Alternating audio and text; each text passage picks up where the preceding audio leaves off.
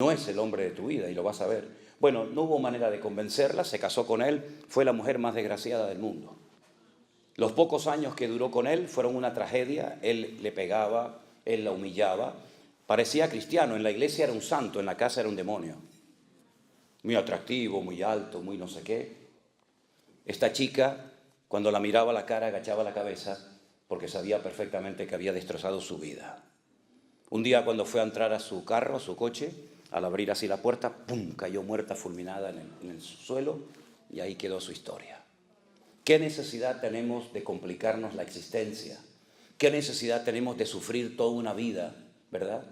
Por haber tomado una decisión equivocada, con el hombre o con la mujer equivocada. Porque esto no es un contrato, esto es un pacto.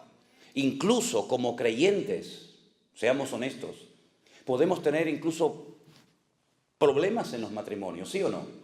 Aún siendo los dos cristianos, aún siendo los dos hijos de Dios y aún yendo los dos a la misma iglesia. Imagínate tú uniéndote en yugo desigual. ¿Quieres convencer a Dios de que el que está equivocado es Él y no tú? ¿Quieres convencer a Dios de eso? Ya desde la antigüedad el Señor le venía enseñando de muchas maneras diferentes al pueblo de Israel que hay cosas en la vida que separadas funcionan, pero como las juntes, como las quieras mezclar, las arruinas. Miren, por ejemplo, la sal y el azúcar. Todos tenemos en casa un bote, un frasco con sal y otro con azúcar. Y por separado funcionan perfectamente. A mí me gusta tanto la sal como el azúcar. La sal es mal para la tensión, sí, pero yo tengo la tensión siempre por el suelo. Mi tensión siempre está por abajo de lo normal. Y mis pulsaciones son, en las noches llego a 38, 40 pulsaciones y durante el día no paso de 54, 55. Es así, toda mi vida ha sido así. Por lo tanto puedo comer toda la sal que me dé la gana. Y azúcar, uy, vas a ser diabético. Un día comí 5 pasteles y me hicieron la prueba del azúcar y no tenía ni el mínimo. Así que puedo comer todos los pasteles que me dé la gana. Una maravilla, ¿no? Pero si usted junta en un mismo frasco azúcar y sal, lo estropea. Lo echas a perder. ¿Para qué sirve? Para nada. Para nada. Por eso el Señor en el Antiguo Testamento le decía a la gente, mira, cuando usted siembre su campo, a los agricultores, ¿verdad? No es como, por ejemplo, no sé aquí en Estados Unidos, pero por ejemplo en España, cuando alguien siembra maíz, entre planta y planta de maíz, por el centro siembra, por ejemplo, papas. Y así aprovecha, ¿no? Eso estaba prohibido en la Biblia. Usted está inutilizando la tierra. Los minerales que extrae la papa o el maíz son diferentes y al final le estás arruinando la tierra. Y por eso incluso hasta la tierra tenía que descansar cada 7 años. No se podían mezclar cosechas, no se podían hacer injertos, no se podía vestir una persona, hombre o mujer, con 2 tipos de materiales diferentes. No te podías vestir con un pantalón de lino y una camisa de lana o un jersey de cualquier otro material. Tenía que ser todo igual, de arriba abajo vestido de lana o de algodón o de poliéster, pero no se podían hacer mezclas. Cuando ibas a arar el campo no se podía coger el yugo, ¿verdad? Ese trozo de madera y ponerlo sobre un buey y al mismo tiempo sobre un mulo o sobre un camello. Dice, no puedes unir yugos desiguales. Y todo eso el Señor los fue enseñando a lo largo de la historia para enseñarnos que hay cosas que mejor no las mezcles. Y Pablo dice, no se puede mezclar luz con tinieblas, porque no son compatibles. Y no sé por qué, pero usted sabe perfectamente, esto lo saben hasta los ateos, hasta los que no creen en Dios, que si usted tiene un saco de, pongamos de papas, hoy me dio por las papas, mañana hablaré de otra cosa. Si usted tiene un saco de papas y tiene una sola podrida, ¿por qué las 99 sanas no sanan, no cambian a la enferma? No funciona así, no sé por qué. La podrida, aunque sea una sola dentro de 100, termina echando a perder a todas las demás. ¿Qué más quieres que te diga el Señor? ¿Quieres seguir peleando con el Señor tratando de demostrarle a Él que se equivocó? Dios no se ha equivocado jamás. Amén, hermanos. Nunca. Los hombres en la Biblia, muchos de ellos se equivocaron muchas veces. Miren, por ejemplo, a Abraham. Cuando el Señor le dice a Abraham, vas a ser padre de multitudes. Es un hombre mayor, su esposa es mayor, es estéril, no han tenido nunca hijos, pero el Señor le hizo una promesa en contra de toda posibilidad humana. Pero es que Dios no es un Dios lógico muchas veces, sino rompe la lógica humana. Pasaron 30 años y el hijo no venía. Y entonces su esposa le propone un plan B. En Dios no hay plan B. Cuando dice Dios una cosa, la mantiene. No hay un plan B, otro C, así sucesivamente. La esposa le propone que tenga relaciones con una criada que la trajeron de Egipto. Fíjate, se fueron de Egipto, pero Egipto se metió en la casa. Y entonces, como Abraham era un hombre muy obediente, le dijo a su esposa: sí, mi amor, lo que tú digas. Y mantuvo relaciones con Agar. Se casó con el enemigo. Apostó por el caballo perdedor. Nació un hijo, Ismael. Abraham estaba loco con su hijo, pero Dios le dijo: este no es el plan que yo te dije a ti.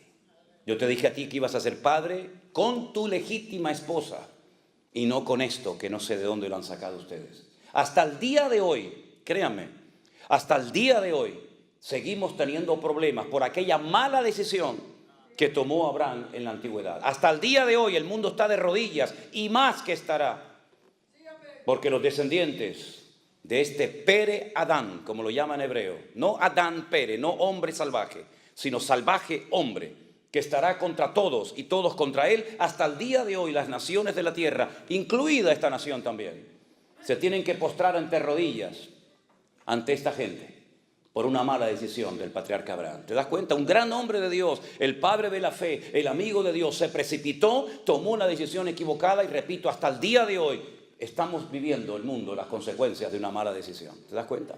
David se equivocó, se enamoró, se encaprichó de la mujer equivocada. Mira que tenía todas las que él quisiera, aunque no estaba permitido, pero bueno. Se enamoró de una mujer casada, miró por la ventana, sacó los prismáticos y no había quien lo moviera de ahí arriba. Le dicen: es casada esta mujer, no puedes robarle la única esposa que tiene, uno de tus hombres más fieles. Pero él no hizo caso, él hizo un abuso de su autoridad como rey. Él abusó de su poder como monarca y la manda a llamar, mantiene relaciones con ellas y todos conocemos la historia. El que sea rey no significa que podía hacer lo que le daba la gana. El que seas pastor no significa que puedes hacer lo que te dé la gana. Hay unas normas, hay unas fronteras espirituales, hay unos principios que tenemos que respetar. Y David se los saltó todos. Y durante un año aparentemente nadie se había dado cuenta, o si se habían dado cuenta, nadie se atrevía a decirle al rey: rey, ¿qué ha hecho usted? Betsabé era mujer de Urías, de uno de tus guardas personales. Un hombre que ha librado 1000 batallas, un hombre que se ha jugado la vida por ti y por el reino. Y no solamente esto, sino que viendo que la había dejado embarazada y su marido estaba en el campo de batalla, y ya me dirás a mí cómo se va a quedar embarazada una mujer cuando el marido está a 1000 kilómetros de la casa, por telepatía, ¿no? David dice: bueno, no hay problema, lo eliminamos. Como dice el refrán, matando al perro, matamos la rabia. Mató a Urías, se frotó las manos y dijo: wow, a disfrutar de la vida. Me salí con la mía, me salió el plan redondo. Le robé la mujer, maté al marido, me la llevo a mi casa y aquí no ha pasado nada. Al año, lo que pasó desapercibido ante los ojos de Dios, de los hombres aparentemente, no pasó desapercibido ante los ojos del Señor. Y el profeta Natán llegó y le dijo: tú eres ese hombre, después de aquella historia, ¿verdad?, que todos conocemos. ¿Te das cuenta cómo tarde o temprano la vida te va a pasar la factura?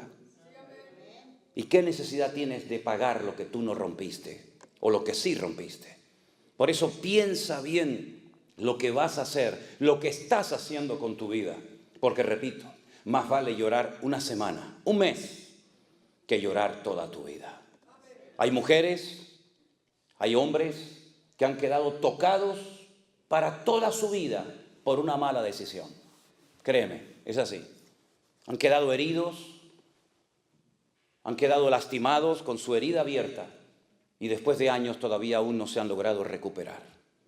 El Señor, cuando nos da una orden en su palabra, no es para que lo pases mal, al contrario, es para evitarte sufrimientos innecesarios, porque ya tenemos bastante con los sufrimientos necesarios que tenemos que pasar como para meternos en líos y en enredos y sufrir por lo que nunca teníamos que haber sufrido.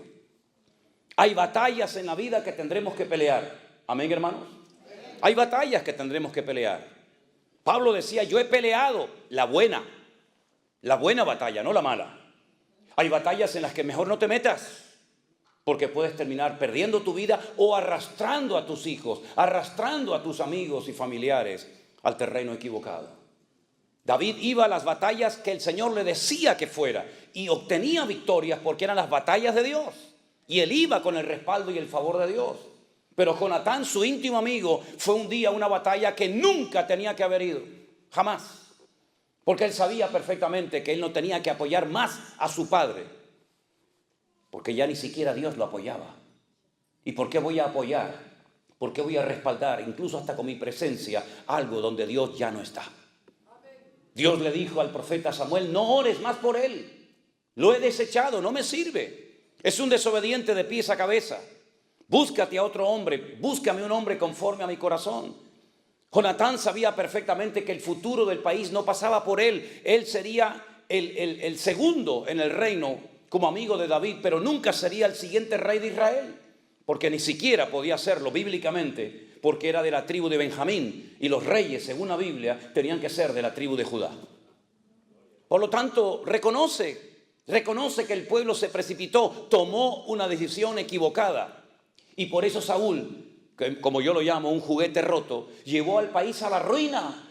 A la ruina. La gente estaba hundida en impuestos, en miseria, en pobreza, en depresión, en desánimo terrible. Preferían irse a una cueva a meterse con un pastor de ovejas, la cueva de Adulán, donde estaba David, que estar apoyando a Saúl. Pero su hijo, sabiendo que él no va a ser el rey de Israel, se va a pelear contra los filisteos. Y entonces dice la Biblia que ese día cayó muerto en el campo de batalla. Qué tristeza, ¿verdad? Un buen muchacho, era un buen muchacho. Jonatán era un hombre excelente. David llegó a amarlo y a respetarlo tanto que llegó a decir algo que los degenerados, los impuros, tuercen. Como dice la Biblia, que los inconversos tuercen las escrituras para su perdición. David, cuando se entera de que ha caído en el campo de batalla su íntimo amigo Jonatán, llora a gritos. Se rasga las vestiduras y dice, Jonatán, Jonatán, amigo mío, que tu amor me fue más dulce que el de las mujeres. Lloró por su amigo Jonatán porque murió en un lugar equivocado, apoyando a alguien que nunca tenía que haber apoyado, ni siquiera juntarse con él. Y murió por pelear una mala batalla. Pero David nunca cayó en el campo de batalla porque peleaba las buenas batallas donde Dios le decía que tenía que estar. ¿Qué batallas tú estás librando como hombre? ¿Qué batalla tú estás librando como mujer, como madre, como hijo, como esposa? ¿Qué batalla estás librando? ¿Es una batalla buena? ¿Es una batalla necesaria por la cual tienes que pasar? Bueno, gloria a Dios. Dios te va a dar la fortaleza. Él es tu pronto auxilio en las tribulaciones. Por tanto, no temeré lo que me pueda hacer el hombre. Aunque un ejército acampe contra mí, no temerá mi corazón, porque tú eres mi luz y mi salvación. Caerán a mi lado 1000, 10,000 a mi diestra, mas a mí no llegará. En esas buenas batallas puedes contar con el favor y el respaldo de Dios. Pero en las malas batallas, donde tú te has metido por tu mala cabeza, por no haber consultado previamente con el Señor, puedes llegar a terminar perdiendo lo más valioso que tienes, tu alma, la vida eterna. ¿Y de qué sirve que ganes todo el dinero y todo el oro del mundo si pierdes tu alma? La Biblia llama al hombre que perdió su alma necio. Porque es un necio una persona que hipoteca su vida espiritual por una noche de placer. Es un necio una persona que cree que por pecar esa noche y salir con la suya e incluso llevarle la contraria a Dios sabiendo que está desobedeciendo al Señor, va a ser bendecido. Jamás el desobediente será bendecido por Dios. Nunca, nunca. El desobediente, dice la Biblia, que Dios lo compara con un espiritista. Una persona que consulta los espíritus, entra en el mundo tenebroso de las tinieblas para manipularlo y ponérsela a su favor. Dice la desobediencia es como pecado de adivinación. Se lo dijo el Señor a través de Samuel al rey Saúl. Porque el desobediente es un manipulador, siempre tiene una respuesta, siempre tiene una excusa. Sí, pero bueno, hay pecados peores, mamá. En la iglesia hay muchos hipócritas. Y por eso, como hay muchos hipócritas en la iglesia, ¿tú tienes licencia para pecar? Como le dijo el Señor a Job, ¿me vas a condenar a mí para justificarte tú? Claro que hay pecados peores que los que podemos cometer en la vida, pero tú no tienes que rendirle cuentas por nadie delante de Dios, sino cuidar tu vida, porque solamente tienes una. Y lo más importante de la vida, ¿sabes lo que es?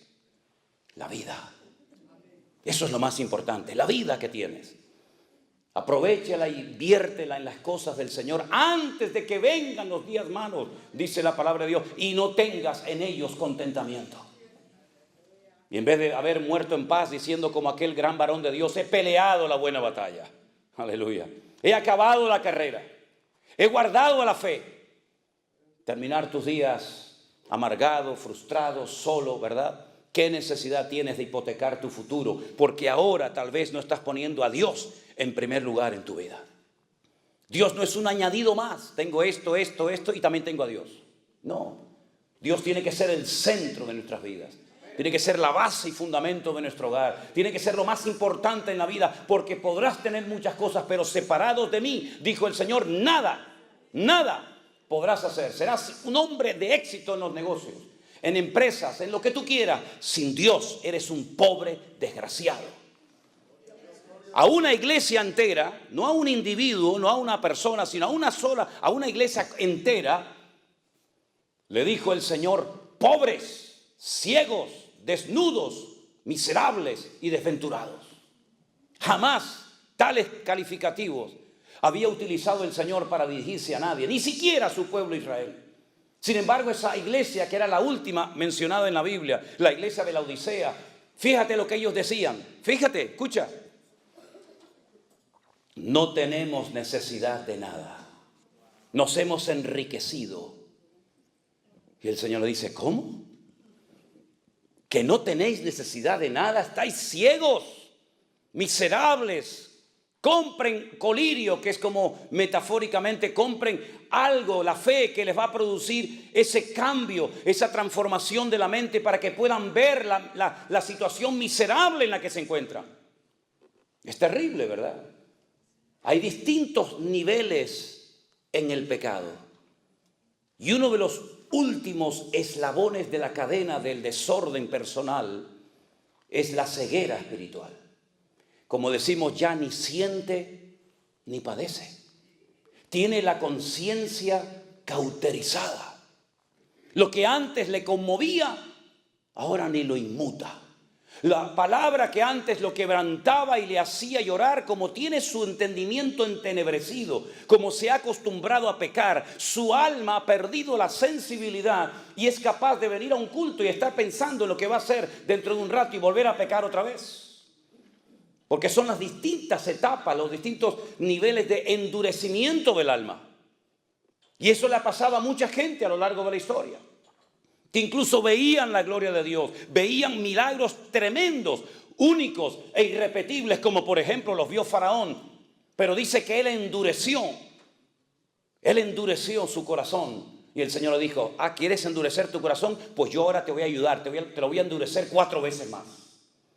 Y ya ni siquiera viendo milagros, ni siquiera viendo un río convertido en sangre, ni un mar abierto, ni nada, ya no era capaz de reaccionar porque endureció tanto su alma, se apartó tanto del camino de la verdad, que ya no había marcha atrás, ya no había retroceso, ya no había posibilidad de cambio.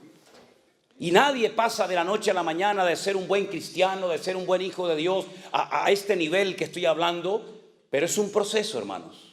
Denle importancia a las cosas pequeñas en su vida también, ¿saben? Denle importancia. ¿Saben estos árboles gigantes que ustedes tienen por aquí, por California, estas secoyas? En una ocasión se cayó una de ellas, apareció tumbada en el camino. Y la gente dijo, ¿qué ha pasado con este árbol milenario? Este árbol que ha sido el orgullo de toda esta comarca. Y la gente venía de todas partes del mundo a sacarse fotografías. Ayer no hubo tormentas, no hubo un viento huracanado, no hubieron rayos, relámpagos, sino, ¿qué pasó? La gente se preguntaba. Bueno, vinieron unos expertos y extrajeron trozos de madera de su interior. Y cuando los analizaron en el laboratorio, llegaron a la siguiente conclusión. El árbol por fuera parecía muy lindo, pero el árbol por dentro estaba podrido. Las termitas habían hecho su trabajo. Y lo habían comido y comido y comido y comido. No se veía el problema interno que tenía. Por fuera era todo fachada y apariencia, hasta que una mañana cayó. Guarda tu corazón, porque de él fluye la vida. Guarda tus ojos, y si te son tropiezo, arráncatelos. Mejor es entrar sin ojos al reino de Dios que bajar al infierno con tus dos ojos viendo perfectamente. Guarda tu mente, guarda tus manos, guarda tus pies. Haz pacto con tus ojos. Y si te dominan, cósetelos. Pero no permitas que con tu mirada, con tu boca, con tus oídos, con tu corazón, peques contra tu Dios, el cual te anhela celosamente. Y si tienes problemas con esto, con el dinero, cósete los bolsillos. Dile a tu esposa, cóseme el bolsillo. Porque no sé si esto era para el Señor o era el del bolsillo derecho. Creo que era este, no estoy seguro si era este. Si tienes problemas a la hora de administrarte, cósete los bolsillos. Y pídele al Señor que te enseñe a ser un sabio y obediente administrador de los recursos que Dios te ha dado antes de que te los quite y se los dé a otro más fiel que tú. Hermanos, ustedes ya no son niños en Cristo, llevan años escuchando palabra.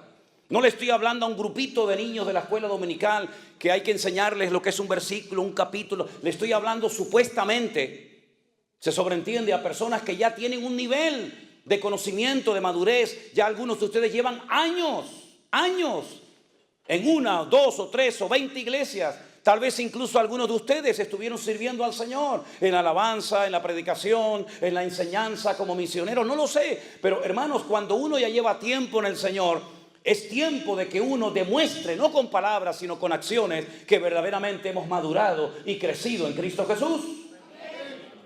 Y se nos tiene que exigir más a los que somos maduros en Cristo que a los que recién empiezan. Pero saben a veces lo que he visto, terrible, que a veces los nuevos, los que empiezan, le dan ejemplo a los viejos. Son más puntuales, son más consagrados, puedes contar con ellos para todos, ¿verdad? Y eso no debe ser así. La Biblia dice, Pablo le habla a los Corintios, 1 Corintios 13, cuando yo era niño, ¿qué hacía? Hablaba como un niño, pensaba como un niño, vivía como un niño, me comportaba como un niño, mas cuando ya fui hombre, dejé lo que era de niño. ¿Qué eres tú hoy?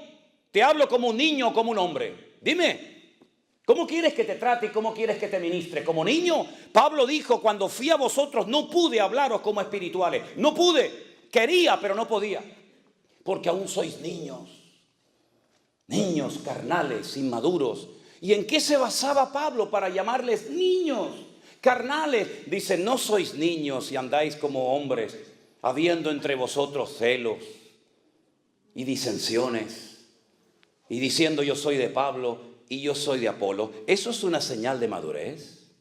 ¿Eso es una señal de madurez? Por eso os tuve que dar leche, porque no erais ni sois capaces todavía. Pues habiendo entre vosotros celos, iras y contienda, no sois carnales y andáis como los hombres. Pero ojo, eso lo dice Pablo en el capítulo 3 de 1 Corintios. Pero si usted lee 1 Corintios capítulo 1, Pablo dice, hermanos, doy gracias al Señor de que nada os falta en ningún don. Nada. La única iglesia de toda la cristiandad que podía presumir, entre comillas, de tener todos los dones dentro de la congregación, todos. Y Pablo menciona en 1 Corintios 12, 9 dones. No son los únicos. Hay otra lista en Romanos 12, que usted tiene que leerla también. Pero en 1 Corintios él menciona 9 dones, clasificados en 3 grupos diferentes. Dones de poder, dones de expresión, dones de revelación. Ningún don falta en la iglesia de Corinto. Capítulo 1. Capítulo 3. Niños, inmaduros, carnales.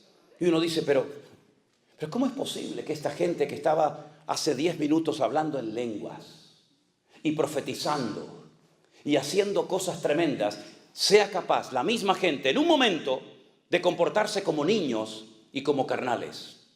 ¿Es que acaso no nos puede pasar eso a nosotros hoy en día, hermanos? Menos mal que nosotros no vivimos en la época bíblica. Menos mal. Porque a lo mejor en vez de hablar de que David se asomó a la ventana y miró a la vecina y la codició, a lo mejor hubiera salido mi nombre en ese capítulo. Menos mal que yo no estaba la noche que Jesús dijo, hay uno de vosotros que me va a entregar. Y también le dijo a uno de ellos, y antes de que el gallo cante 3 veces tú me negarás. Menos mal que yo no estaba esa noche en esa habitación. Porque a lo mejor en vez de hablar de Pedro, hubiera salido mi nombre diciéndose, yo no conozco a este hombre, no lo conozco, no sé quién es. Menos mal que nosotros no nacimos en aquella época. Porque la Biblia habla de Demas, la Biblia habla de Alejandro, la Biblia habla de Pedro que negó al Señor, la Biblia habla del pecado de David, la Biblia habla de tantos pecados de hombres, pero porque no estábamos nosotros allí. Porque si hubiéramos estado nosotros allí, amigo, otro gallo cantaría. Capaz que en vez del nombre de ellos, sería nuestro. ¿No crees? Ese hombre Pedro que caminó por encima de las aguas, que con su sombra en la iglesia primitiva, dice que cuando caía su sombra sobre los enfermos, muchos de ellos eran sanados. Ese mismo hombre, cuando el Señor en el norte de Israel, donde tú estuviste, Jeremías, en Banias, en Cesarea de Filipo, pregunta al Señor, ¿quién dicen los hombres que soy yo? Todos mantuvieron el más absoluto silencio. Nadie era capaz de decir, tú eres esta persona para mí. Todavía como que no lo tenían muy claro. Entonces comenzaron a decir, bueno, por ahí algunos dicen, comentan, que tú puedes ser Elías el profeta. Como los judíos estaban esperando a Elías, pues puede ser que este fuera el Elías que esperábamos. Algunos piensan que tú eres Juan el Bautista, que ha resucitado de entre los muertos y como que se te ha metido a ti dentro. Y otros piensan que eres Jeremías o algún profeta. Y entonces Jesús dice, ¿y yo para vosotros quién soy? Todos guardaron silencio. ¿Hubiéramos respondido nosotros? ¿O también hubiéramos mantenido el silencio? Solamente uno se atrevió a decir, y no porque lo había aprendido en la sinagoga, sino porque fue en ese momento una inspiración, una revelación que le vino de lo alto y dijo, tú eres para mí el Cristo, el Mashiach, el ungido, el Hijo del Dios viviente. Y el Señor le dijo, bienaventurado eres, Simón, Pedro, porque esto que acabas de decir no te lo reveló sangre ni carne, sino mi Padre que está en los cielos. Ahora ha hablado mi Padre a través de tus labios. ¿Cuántos dicen amén? Espera, no aplaudas todavía. Espera, ahora viene la segunda parte. Ok, ya sabes quién soy, ¿no? Sabes quién soy, el Mesías. El Hijo del Dios viviente. Conocerás las Escrituras, ¿no? Vamos a subir a Jerusalén y voy a ser desechado y crucificado por los hombres. Y comienza a relatar todos los sufrimientos y toda la humillación que va a experimentar. Y lo tienes que saber porque tú sabes quién soy yo. En el momento en el que Pedro, que seguramente infló el pecho como el pavo real, mira lo que me acaba de decir el Señor. En el momento en el que Pedro se entera que van a matar a su Señor, que van a crucificar a su Maestro, automáticamente el mismo Pedro, recién felicitado por el Señor, recién alabado por el Señor, públicamente dice, no, aguanta, no, de ninguna manera. ¿Cómo que te van a matar? Y yo que he dejado mi casa, mis barcas, mis redes, mi familia, mis amigos, yo que le he hablado a mis vecinos de que he encontrado al camino, a la verdad, a la vida, al autor de la vida, al consumador de la fe, yo que me la he jugado por ti, de ninguna manera, en absoluto. Yo no voy a permitir que te lleven a la cruz. Y el mismo Señor Jesucristo que recién lo acababa de alabar, ahora dice, apártate de mí, Satanás. Aplaude ahora si quieres. Ay, amigo. Satanás lo llamó en público. Imagínense si yo en esta mañana a uno de ustedes cuando me dice algo le digo, apártate de mí, Satanás. Se acabó mi ministerio en San Francisco. Este hombre no tiene amor. Si a veces digo 4 cosas y la gente dice, uy, qué duro habla, y se asustan como si fuera un coco. Imagínate si le dijera a alguno de ustedes, apártate de mí, Satanás. Imagínense. Pues lo tuvo que oír. El mismo hombre que fue utilizado para alabar al Señor, para reconocer públicamente quién era, el mismo personaje ahora le dice, hablando Satanás por sus labios, no vayas a la cruz a morir. ¿Saben lo que le está diciendo? Si no hay cruz, no hay gloria. Si no hay cruz, no hay perdón de pecados. Si no hay cruz, no hay resurrección de los muertos. Si no hay cruz, no hay segunda venida. Si no hay cruz, no hay milenio. Si no hay cruz, no hay nueva Jerusalén. Si no hay cruz, no hay nada. Por lo tanto, ¿sabes lo que estás diciendo? Estás impidiendo que más de 150 profecías se cumplan, Pedro. Está frenando la palabra. Está haciendo una piedra de tropiezo en la historia bíblica, en la revelación profética. ¿Sabes lo que significa que yo no vaya a la cruz a morir? Y entonces, ¿cómo queda la humanidad? Ya no hay posibilidad de salvación. No hay nadie en el cielo, ni en la tierra, ni aún debajo de la tierra que pueda morir por ustedes. No hay otro. Solamente soy yo. Si yo no muero por ustedes, tú te vas al infierno de cabeza. Y los que murieron esperando salvación se van a condenar eternamente. Y los que nazcan en las próximas generaciones no tendrán futuro ni esperanza si yo no pago el precio en la cruz del Calvario.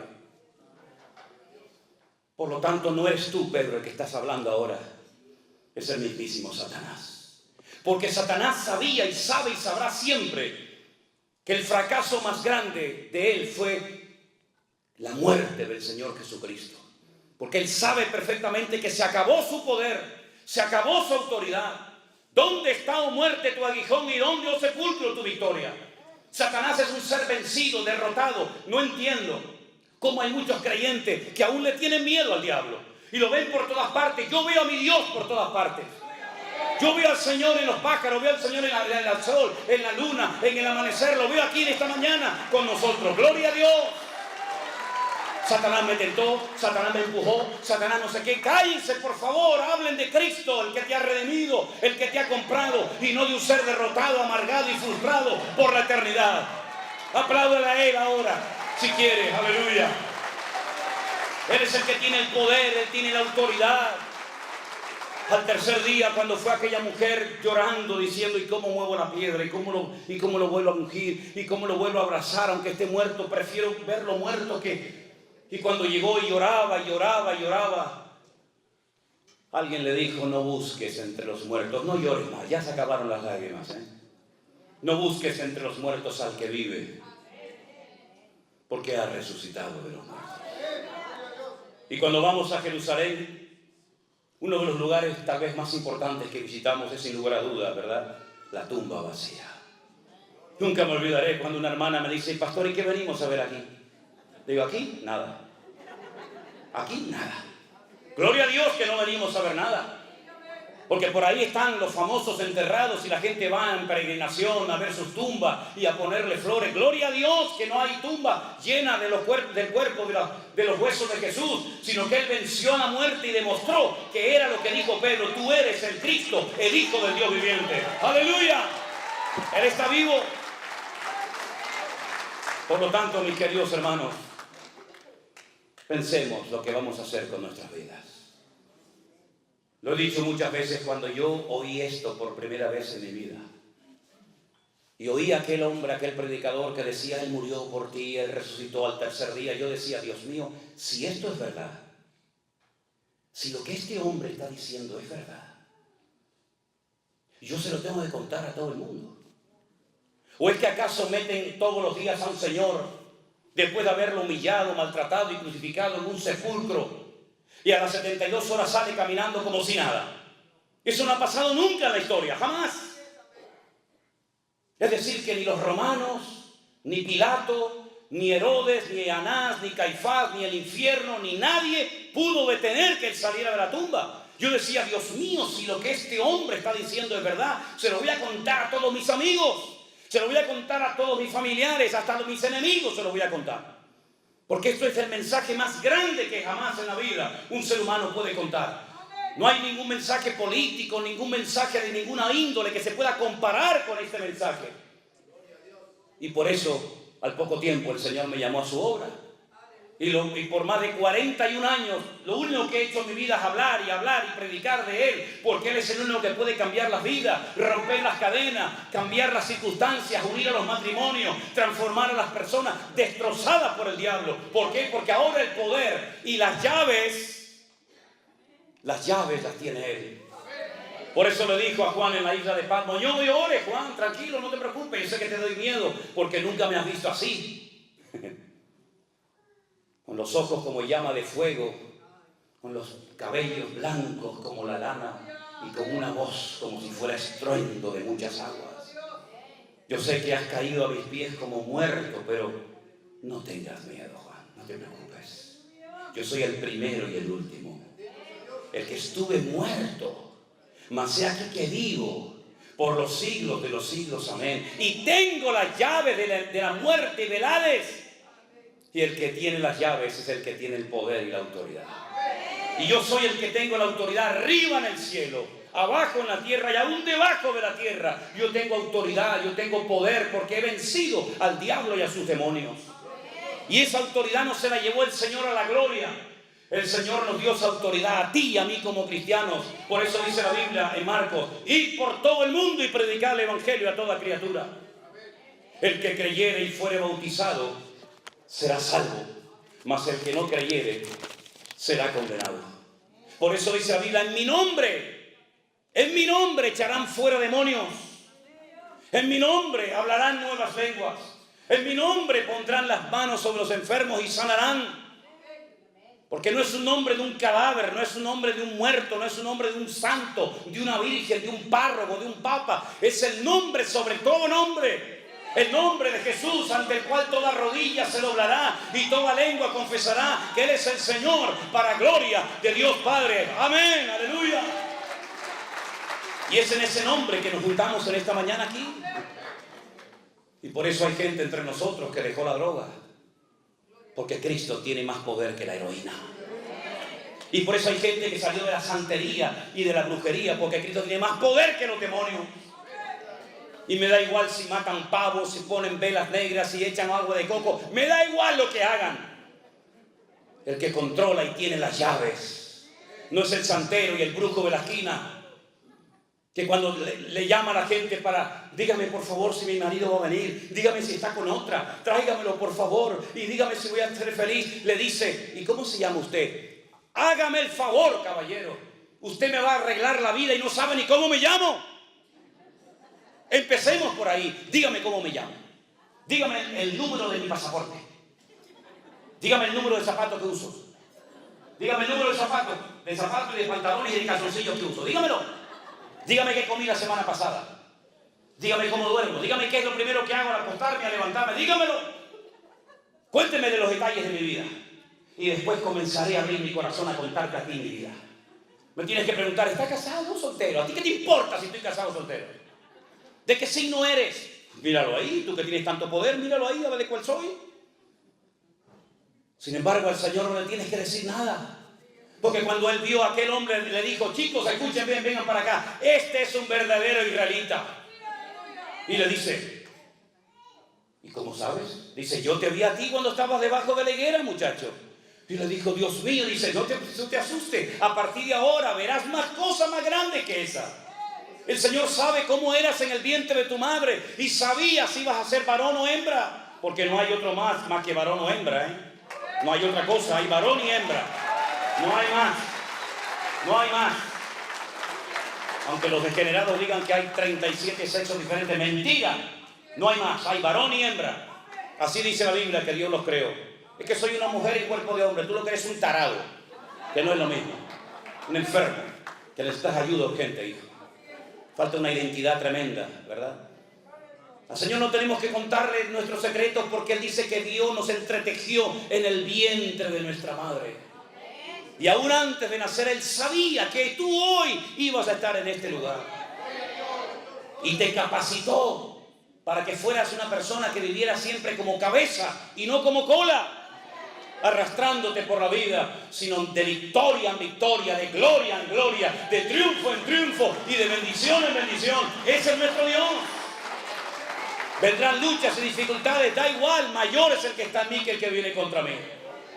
Pablo decía: les voy a dar una lista de todo lo que yo he superado en la vida. Mira, ángeles, principados, potestades, lo presente, lo porvenir, lo alto, lo bajo, lo presente, lo futuro. Ninguna de estas cosas jamás nos podrá separar del amor de Dios que es en Cristo Jesús, Señor nuestro. Antes bien, en todas estas cosas somos más que vencedores. Hemos sido creados por Dios con amor, con mimo, con cariño. Aprende a respetarte, hombre. Aprende a valorarte. Dios te hizo así como tú eres. Y el día que tus padres tuvieron relación, 5, 6, 7, 8, 9, 10 millones, depende, podían haber nacido antes que tú. Pero ¿saben qué? Yo llegué primero. ¿Me están entendiendo? Yo no sé dónde se quedaron los 9 millones, ni me interesa. Pero yo sé que cuando era una cosa así, con un rabo que parecía una lagartija más que un ser humano, yo le gané a todos. Y mi Dios permitió que yo llegara allí donde tenía que llegar. Y si antes de conocerlo a Él, si antes de tener el Espíritu Santo dentro de mi cuerpo, si antes de haber sido redimido y comprado por la sangre de Jesús, si antes de tener mi nombre inscrito en el libro de la vida, le gané a 9 millones o a 10 o a lo que fuera, cuánto más ahora que el Señor está con nosotros como poderoso gigante y nadie nos podrá separar del amor de Cristo.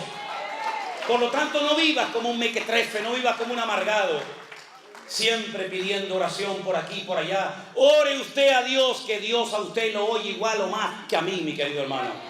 No dependa del apóstol, no dependa del reverendo, no dependa del gran ungido de Jehová. Dependa única y exclusivamente de Él. Y si tiene un problema, entre en su casa, en su habitación. Cierre la puerta para que nadie le oiga. Póngase de rodillas o tírese al suelo como yo hago. Y tu Padre que te ve en lo secreto te recompensará en público. Y aprender a descansar en Dios, decir, bueno, yo he orado, Dios me ha escuchado, ahora pacientemente voy a esperar a ver cómo Dios lo va a hacer. Pero que Dios tiene el control, no le quepa a usted la menor duda. Cuando aquel arcángel tremendamente poderoso, y les puedo asegurar que nada de lo que estoy diciendo lo tenía pensado compartir en esta mañana, créanme, en absoluto. Les puedo enseñar hasta los textos que tenía, pero el Señor me llevó por otro lado. Cuando aquel arcángel tremendamente poderoso se acercó a aquella jovencita comprometida con un tal José y le dice, salve muy favorecida, bendita tú entre las mujeres. Ella se quedó sorprendida diciendo, pero ¿qué salutación es esta? Jamás Dios, jamás ningún arcángel le ha dicho a una mujer a lo largo de la historia de la humanidad, bendita tú entre todas las mujeres. Y le da 7 profecías, están en Lucas. 7 profecías, 4 se han cumplido, 3 todavía faltan por cumplirse. Tendrás un hijo que reinará sobre la casa de Jacob para siempre, su reino no tendrá fin. Y ella oye aquello y se queda tan impactada. Y la única pregunta que le hace a aquel poderoso ser angelical es, ¿cómo? Porque lo que me estás profetizando es inmenso. Ni Sara, ni Rebeca, ni Ruth, ni Esther, nadie jamás ha recibido semejante sorpresa y bendición. ¿Cómo? ¿Cómo? Porque estoy simplemente comprometida, ni siquiera estoy casada todavía con mi marido. Y la respuesta fue la misma respuesta que Dios a ti y a mí nos dará siempre cuando le preguntemos al Señor, ¿cómo lo vas a hacer, Señor? Le dijo, lo que es imposible para los hombres es posible para Dios. El Espíritu Santo vendrá sobre ti y te cubrirá la sombra del Omnipotente. Así es como Dios hace la obra. A veces invisible, ¿o es que acaso alguien ve al Espíritu Santo? ¿Verdad que no? Pues esa es la forma como Dios ha escogido utilizar esta herramienta que llamamos iglesia virtual. Con un teléfono, en una isla perdida del océano, predicando la palabra viva y pura del Señor. Una mano invisible, un poder invisible ha recorrido las naciones de la tierra y ha llevado a los pies de Cristo a miles y a miles y a miles, y los que faltan todavía por conocer el Evangelio del Señor Jesús. Porque la obra el Señor la hace de una forma invisible para que nadie se lleve la gloria, para que nadie diga, fui yo, mírenme a mí, aquí estoy. No, mi hermano, la obra quien la hace es el Señor. Por eso, mis queridos hermanos, deja que en esta mañana el Señor haga lo que Él quiera en su vida. No le den instrucciones al Señor. La oración no es para decirle a Él lo que tiene que hacer o cómo tiene que hacerlo o cuándo. No, la oración no es para eso. La oración es para poner nuestras necesidades, tener comunión con Él delante de su presencia y que Él haga como quiera y cuando quiera. Y puede ser que a lo mejor el deseo de tu corazón lo veas cumplido o no. Porque el deseo del corazón del rey David era construirle un templo al Señor, ¿verdad? Y el Señor le dijo, no, pero Señor, tengo el oro, tengo la madera, tengo los planos, llevo toda la vida inventándome instrumentos musicales, llevo toda la vida componiendo salmos para que cuando se inaugure el templo, la gente cante tu palabra y te alaben y te adoren a ti. Y el Señor le dijo, no lo vas a construir, lo va a edificar tu hijo. Bueno, hay gente que trabajó para que nosotros estuviéramos hoy aquí. Pero a lo mejor nosotros estamos trabajando para otros que hoy todavía no están aquí. Somos simplemente un eslabón en una enorme cadena que lleva miles y miles de años creciendo por todas las naciones de la tierra. Y uno le pasa el testigo al otro, y el otro al otro, y el otro al otro, hasta llegar a nuestros días. Porque para poder llegar tú y yo esta mañana a este lugar, hubo mucha sangre que se derramó por el camino. Y para yo poder abrir una Biblia y leerla, hubo mucha gente que murió quemados en la hoguera. Lejos de aquí, pero murieron quemados. Y para que yo pudiera tener una palabra y decir, mira, el Señor dijo esto y dijo aquello, y para que la pudiéramos entender en nuestros propios idiomas y lenguajes, hubo un sacrificio tremendo que otros tuvieron que hacer para que hoy yo aquí sentado en este lugar tan hermoso pueda disfrutar y alabar a mi Dios. Pero nuestros hermanos en el pasado pagaron un precio elevadísimo. Y por eso yo quiero concluir en esta mañana diciéndoles a los hermanos de la iglesia virtual, porque hay hermanos tal vez de otras congregaciones y ahí yo no entro, pero los hermanos de la iglesia virtual vamos a estar preparados para lo que viene. Vamos a estar preparados. Porque en la Biblia vemos que Dios le daba tiempo a su pueblo, tiempo a sus siervos, para que se prepararan adecuadamente, para que cuando llegara el momento estuvieran preparados y aquel día no les sorprendiera, como dijo el Señor, como ladrón en la noche. Noé pasó por el diluvio, sí, se lo comió todo. Pasó por todo el diluvio, desde el día 1 hasta el último día, pero estaba preparado. Dios le dio tiempo para que se preparara. Y fue más el tiempo que duró la preparación que el tiempo que estuvo dentro del arca. En el arca estuvo 1 año, preparándose estuvo 120, ¿verdad? Por eso es muy importante que estemos preparados. Y yo les voy a decir algo que a lo mejor a más de uno le va a sorprender, pero a mí me da exactamente igual lo que usted opine. Procuren tener como mínimo para una semana comida y agua en su casa. Si me equivoco y no pasa nada, no pasó nada. Pero procuren, queridos hermanos, prepararse por si viene un gran terremoto como le vino a nuestros hermanos en Turquía el otro día. Que yo estaba en Israel y me dijeron, 300 personas han muerto esta noche. Digo, 300 personas, 300. A los pocos días había 50.000, 60.000, 70.000, 100.000 y nunca se sabrá cuántas personas murieron allí en ese terremoto. ¿Son ellos peor, cristianos, los hermanos que murieron, iglesias que se cayeron, pastores que murieron, jóvenes que murieron que nosotros? Estemos preparados, queridos hermanos. Los tiempos que se avecinan no son tiempos fáciles, ni para la economía, ni en el mundo espiritual, ni para la familia. ¿O es que no estamos viendo cómo el mundo está, hermano, entrando en un sistema, en un caos, como yo digo, en coma? ¿No estamos viendo cómo las familias están siendo sacudidas en todas partes del mundo? Lo que le enseñan a nuestros hijos en las escuelas y en las universidades, jamás pensábamos que iba a ocurrir en nuestro tiempo, pero ya lo estamos viendo, ya está aquí. El mismo Señor Jesucristo le dijo a sus discípulos, y nosotros hoy somos sus discípulos, que la maldad se multiplicaría, y por haberse multiplicado la maldad, el amor de muchos se enfriaría. ¿No hemos visto a miles de cristianos, miles de iglesias frías, tibias, incluso hasta que se cerraron en unos poquitos meses de pandemia? Ay, si la pandemia hubiera durado un par de años, ¿cuántos hubieran permanecido en pie?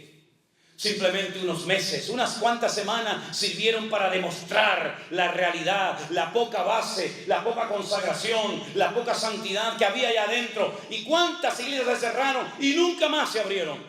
Iglesias con poca gente, iglesias con mucha gente, iglesias con cientos de personas, iglesias hasta con miles de personas se cerraron porque no aguantaron el fuego de la prueba. Pero el Señor nos está hablando muy claramente de hace mucho tiempo, hermanos. No entren en el sistema del mundo, porque serán víctimas del sistema del mundo. Miren al Señor, tengan los oídos abiertos, recuperen la sensibilidad, el olfato, sepan leer las cosas que están sucediendo a nuestro alrededor. Miren cómo está Israel, miren cómo está Europa, miren cómo está América, miren cómo está Latinoamérica, miren cómo está el mundo, hermanos. Dice el Señor, si el Señor no acortare aquellos días, nadie se salvaría. Fíjate lo difícil que se va a poner la situación a nivel mundial. Por eso la iglesia no puede estar tonteando y jugando y criticándose y dividiéndose. La iglesia tiene que despertar del sueño y prepararse, velar y orar para que aquel día nos sorprenda como ladrón en la noche. Por eso hoy a la mañana vamos a tener un momento muy lindo dentro de un rato, y es bautizar, como dice la palabra de Dios, a hermanos nuestros. Y eso me gusta porque es el momento en el que la gente está demostrando, no con palabras, sino con hechos, con acciones, que van en serio con el Señor porque han entendido el Evangelio. Los hermanos que se van a bautizar están esta mañana aquí. Están entre nosotros. ¿Pueden poner de pie, por favor? 1, 2, 3, 4, 5. ¿Hay alguno más? 6. Gloria a Dios, damos un aplauso al Señor. Gloria a Dios, qué bueno, qué bueno. Vengan un momentito adelante los que se van a bautizar. Pónganse aquí, miren a los hermanos, por favor, en esta mañana. Qué bueno. Hermanos que se quieren bautizar, poner en práctica la palabra, eso es un gozo y una alegría tremenda. Gloria a Dios, qué lindo. Gracias al Señor, gloria a Dios, gloria a Dios. Pónganse aquí en el centro, hermanos, pónganse aquí. Gracias al Señor. Díganos sus nombres, por favor. Empezando por aquí, por mi izquierda. Andrea. Regina. Víctor. Nexi. José Juan. Y Carolina. Gloria a Dios. Hermanos queridos. Un momentito. Nosotros no hemos obligado a esta gente ni le hemos dicho que se tienen que bautizar. Yo por lo menos no. Y estoy seguro que Jeremías tampoco. Es algo que el Señor ha puesto en vuestros corazones. Esto no es como una secta que en un tiempo determinado, sí o sí, se tienen que bautizar. Esto no es por presión, esto es por convicción. Ustedes han entendido, según la palabra de Dios, que la gente en la Biblia se bautizaba cuando eran grandes, no cuando eran chiquitos.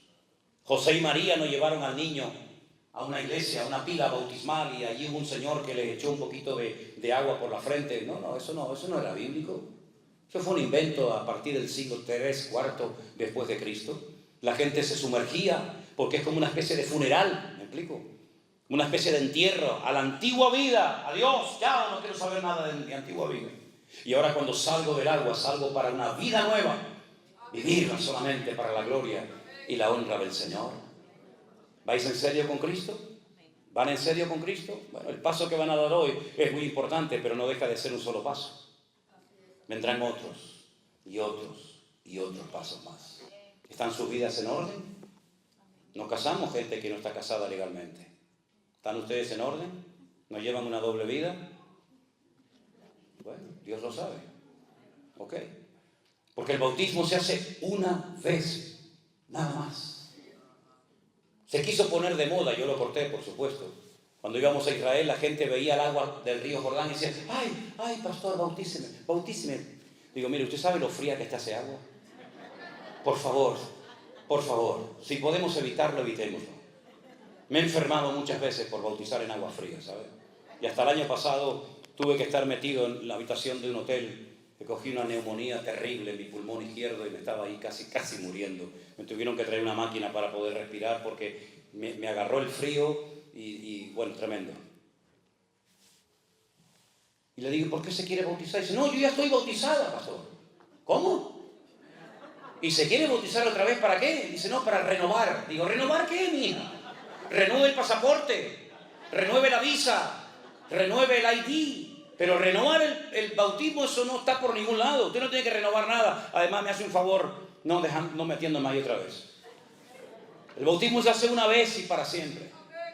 No para agradar al pastor, no para agradar a la mamá, no para agradar al esposo o a la esposa. Se hace para honrar a Dios y obedecer al Señor. Y usted va a ver que Cristo se bautizó con 30 años. Con 30 años. Y si Él es nuestro ejemplo, imitemos su ejemplo. Los discípulos bautizaban a gente que se convertía, se arrepentía y luego querían bautizarse. No al revés. En la Iglesia Católica se asustó durante siglos a la gente diciéndole que si los niños no eran bautizados se iban al limbo. ¿Y eso dónde está? Al limbo. Claro, decir que el niño no bautizado se iba al infierno era muy duro, ¿no? Muy fuerte. Y al cielo, pues como que no. Entonces inventaron el limbo. Pero ustedes saben, los católicos deben de saber esto. El papa que dimitió y que se murió hace poquito, el viejito Ratzinger, él dijo que el limbo era mentira, que no existió y lo quitó de la Iglesia Católica. Eso muchos católicos no lo saben. Entonces el católico tiene 3 sitios donde dice que va una gente cuando se muere. ¿Sí? El cielo, el infierno y un punto intermedio que te pone la temperatura, depende de las misas que hagas aquí, se llama el purgatorio, donde purgas, ¿no? Donde purgas las penas. ¿Y cómo las purgo si estoy allá? No pasa nada, yo dejo dinero para que mi madre, mi primo y mi sobrino hagan misas y recen el rosario por mí, y el Dios te salve María, llena eres de gracia, el Señor es contigo, todo eso, y cuando hagan muchas de esas cosas, entonces yo salgo del purgatorio. ¿Y cómo me entero cuando salió el viejo del purgatorio? Eso es un misterio, eso nadie lo sabe. Puede salir a la semana, puede salir a los 20 años, a los 100 años, depende de cómo era el viejo por dentro, ¿verdad? Terrible, ¿no? Si ustedes no se bautizan y se mueren, que no quiero que se me muera nadie hoy, ustedes son cristianos, ustedes se van a la presencia del Señor. El ladrón en la cruz no se bautizó y el Señor dijo, hoy estarás conmigo en el paraíso. Y no se bautizó, no podía bautizarse evidentemente. No podían bajarlo de la cruz y volver a clavarlo otra vez. Pero en el caso de ustedes, voluntariamente, ¿sí? Han decidido bautizarse. Porque quieren seguir al Señor, quieren dejar su antigua vida y quieren hacer las cosas decentemente y con orden. Gloria a Dios. Así que vamos a orar por ustedes, ¿sí? Hermanos, nos ponemos de pie, por favor. Vamos a orar por estos hermanos. Gloria a Dios. Qué gozo tan grande poder bautizarlos. Qué gozo tan grande el poder compartir con ustedes este día inolvidable en el que ustedes van a bajar a las aguas. Y algo que ya ha pasado en tu interior, en tu corazón, que es morir a la antigua vida, ustedes lo van a manifestar con ese acto del bautismo. Oramos, hermanos. Bendito Padre Celestial, muchísimas gracias, Dios mío, en esta mañana, por este privilegio que nos da de poder estar aquí juntos, con estos hermanos que han nacido de nuevo, que te han recibido, te han conocido en sus corazones como su Señor y como su Salvador personal. Te ruego, Señor Dios del cielo y de la tierra, que tú bendigas a estas almas, a estos hermanos en el día de hoy. Que recuerden toda su vida, el paso público que dieron delante de Dios y delante de nosotros como testigos. Fortalécelos en la fe. Agárralos, Dios mío, fuertemente de la mano, para que toda semilla, toda palabra de Dios que se ha sembrado en sus corazones, nunca nadie la pueda arrebatar, Señor. Que puedan crecer, que puedan madurar, que puedan desarrollarse como hijos, como hijas tuyas. Y que te den a ti toda la gloria y la honra y que nunca más vuelvan a su antigua vida, Señor. Sino que te sigan fielmente hasta el último momento de sus vidas. Que corran que corran la carrera, que peleen la buena batalla, que conserven la fe y que nunca se aparten de tu salvación que tenemos en Cristo Jesús, Señor nuestro. En el nombre de tu amado Hijo Jesús pedimos todo. Amén y amén. Damos fuertes aplausos al Señor. Gracias, hermanos. Dios les bendiga. Ven tomar asiento. Dios les bendiga. Aleluya. Gloria al Señor. Gloria al Señor. Amén. Quiero leerles unos versículos. Si quieren sentarse como ustedes quieren, ¿sí? El Señor Jesucristo, cuando se despidió de sus discípulos, se los llevó a las afueras de Jerusalén, a un pueblecito que se llama Betsaida, y allí donde vivía Marta y María y Lázaro, desde el Monte de los Olivos, el Señor asciende a la gloria, pero antes de irse les dijo: toda potestad me es dada en el cielo y en la tierra. Por tanto, id y haced discípulos a todas las naciones, bautizándolos en el nombre del Padre y del Hijo y del Espíritu Santo, enseñándoles que guarden todas las cosas que os he mandado. Y he aquí, yo estoy con vosotros todos los días, hasta el fin del mundo. Amén. Esas fueron las últimas palabras, las últimas instrucciones que el Señor Jesucristo le dio a sus discípulos. Vayan por todas las naciones de la tierra, no se encierren en cuatro paredes, salgan y anuncien mi palabra. Y cuando la gente se convierta, cuando la gente entienda el Evangelio, los bautizan. Y entonces díganles que yo voy a estar con ellos todos los días hasta el fin del mundo, que nada ni nadie los arrebatará jamás de mi mano. Y además instrúyanlos, enséñenlos a que no solamente sean seguidores míos, sino discípulos míos. ¿Cuál es la diferencia? Hay una diferencia enorme. Un seguidor es una persona que sigue, pero no termina nunca de comprometerse. Tal vez no puedes contar con él. Es una persona que siempre tiene otras cosas más importantes según él, antes que servir al Señor, etc. Pero el discípulo es la persona que se pone bajo la disciplina de su maestro. El discípulo es la persona que acepta el trato personal y directo de aquel que lo ha llamado.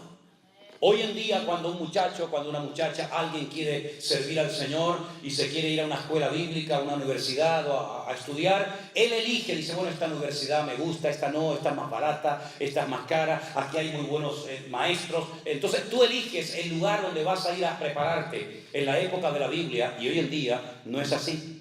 No es que tú eliges al maestro, el maestro te elige a ti. Los discípulos no dijeron: queremos seguirte. Los que decían eso, al final no terminaron ninguno sirviendo al Señor. Pero cuando el Señor dijo: Pedro, ven, Tomás, vente, Bartolomé, ven, Santiago, Felipe, vengan, Él los llamaba. ¿Y qué significa? Que el Señor tomaba, el maestro toma la iniciativa de llamar al discípulo, número uno. Número dos, de preparar al discípulo. Y número tres, de cubrir todas sus necesidades. Y esto muchos no lo saben. Si Dios te llama, Dios te capacita y Dios te sustenta. Le dijo el Señor un día a sus discípulos: ¿os faltó algo cuando yo los envié a predicar? Díganme la verdad. ¿Os faltó comida? ¿Os faltó calzado? ¿os faltó alimento? No, Señor. Porque el discípulo estaba tranquilo porque el que lo llamaba cubría todas sus necesidades. Wow. Entonces, si nosotros queremos ser discípulos de Cristo, no os afanéis por el día de mañana, ni os rompáis la cabeza diciendo qué comeremos, o qué beberemos, o qué vestiremos, porque así piensan los gentiles, los que no son discípulos. Mirad las aves del cielo que no trabajan, ni siembran, ni guardan en granero, y mi Padre Celestial las alimenta. ¿No hará con vosotros mucho más, hombres de poca fe? Por lo tanto, mis queridos hermanos, si somos verdaderamente discípulos de Cristo y no tan solamente seguidores del Maestro, podemos dormir tranquilos que mi Dios suplirá todas mis necesidades conforme a sus riquezas en gloria en Cristo Jesús. Lo último que a usted le tiene que preocupar siempre es lo económico, que es lo que generalmente es lo que más le preocupa a la gente. ¿De qué voy a comer? ¿Dónde voy a vivir? ¿Y cómo voy a pagar la gasolina? ¿Y cómo voy a viajar para acá? Eso es lo último de lo cual usted tiene que preocuparse. ¿Usted qué tiene que hacer? Buscad primeramente el reino de Dios y su justicia, y todas las demás cosas vendrán por añadidura. Cada vez que venimos, hacemos un viaje, nos vamos cargados con un montón de ropa. Yo no pido nada a nadie, jamás. Pero si a alguien me va a regalar algo, que no estoy pidiendo nada, porque ya no me cabe más, por favor, no me cabe. Me han regalado hasta collares para mi perro. Lo que nunca en la vida, un collar de luces con LED, con GPS para el perro, increíble.